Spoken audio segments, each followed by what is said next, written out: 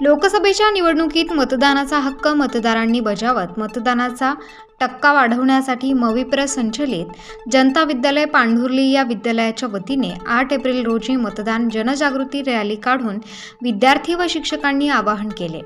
सिन्नर तालुका गट शिक्षणाधिकारी डामसे, केंद्रप्रमुख बोरसे यांच्या आदेशानुसार मुख्याध्यापक प्रभाकर फटांगळे यांच्या मार्गदर्शनाखाली मतदान जनजागृती रॅलीचे आयोजन करण्यात आले होते। यावेळी विद्यार्थ्यांनी मतदार जनजागृती करणाऱ्या फलकांसह घोषणा दिल्या।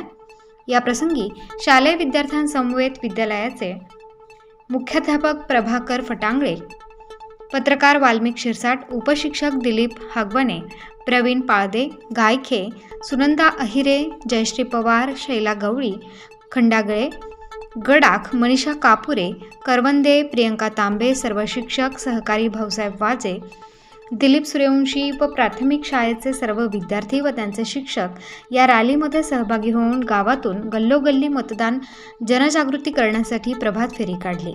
या प्रसंगी मानवी साखळी तयार करून मतदारांमध्ये जनजागृती करण्यासाठी शासनाच्या आदेशान्वये हा कार्यक्रम घेण्यात आला आहे।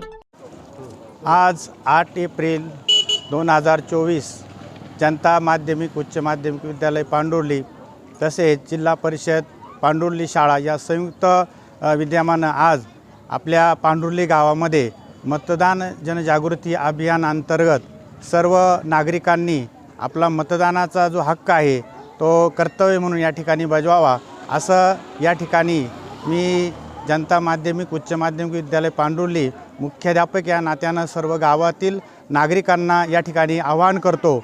सर्वांनी आपला जास्तीत जास्त या ठिकाणी मतदान हे लोकशाहीचा हक्क आहे आणि ते कर्तव्य म्हणून त्या ठिकाणी बजवायचं आहे।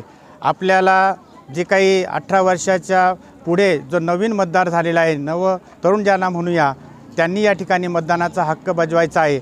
तसंच सर्व वय वर्ष 18 त्याच्या पुढील वय ज्याला आपण वय म्हणूया, या सर्व नागरिकांनी आपल्या भारतीय संविधानानं दिलेला जो हक्क आहे आपल्या या ठिकाणी मतदान करणं हे आपलं कर्तव्य आहे असं या ठिकाणी मी पुन्हा एकदा आवाहन करतो ग्रामस्थांना पांढुर्लीच्या आणि थांबतो। धन्यवाद।